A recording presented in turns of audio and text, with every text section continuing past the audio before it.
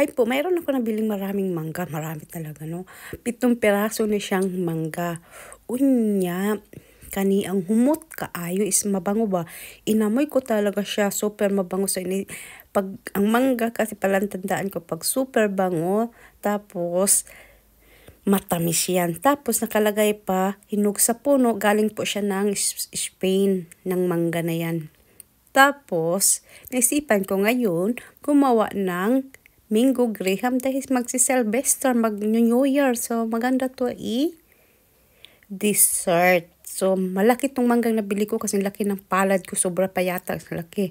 Tapos, ayan guys, nag-cut na ako ng mangga. So, kailangan ko lang yung laman para paggawa ng graham. Pero yung buto, mamaya ko na siya kailangan dahil kakainin ko yan. So, pagtanggal ko ng laman, pwede nyong hiwain ng kutsilyo, pagtanggal ng balat. So, ako, ginamitan ko siya ng baso.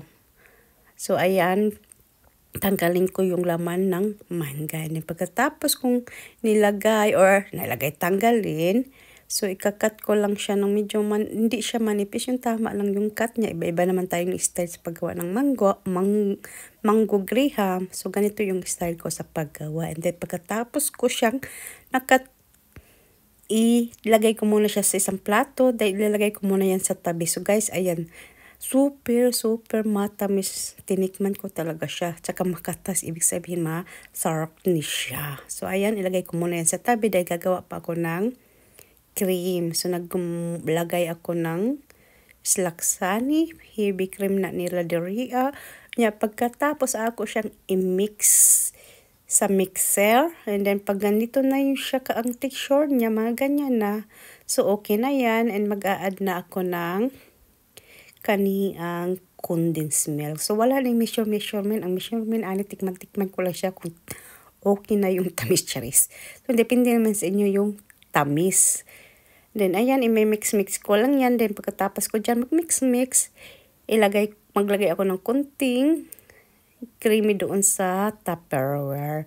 Unya, ako na siyang ilagay yung graham. Medyo marami-rami din yung graham na, or malaki-laking graham mango yung magawa ko kasi medyo yung Tupperware malaki-laki.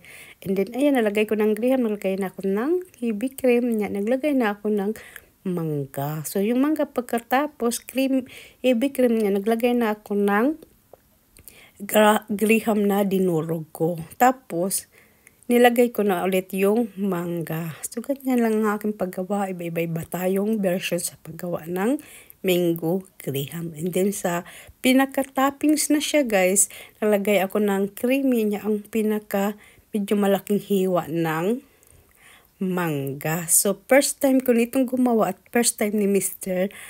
makakain nito. So, ayan, nilagyan ko ng durog ng graham. Tapos, nilagay ko na tinakpan ko ng Tupperware dahil ilalagay ko siya sa ref. So, kinabukasan, in-overnight ko siya sa ref. Tapos, tikman ko na ngayon. So, kain po tayo!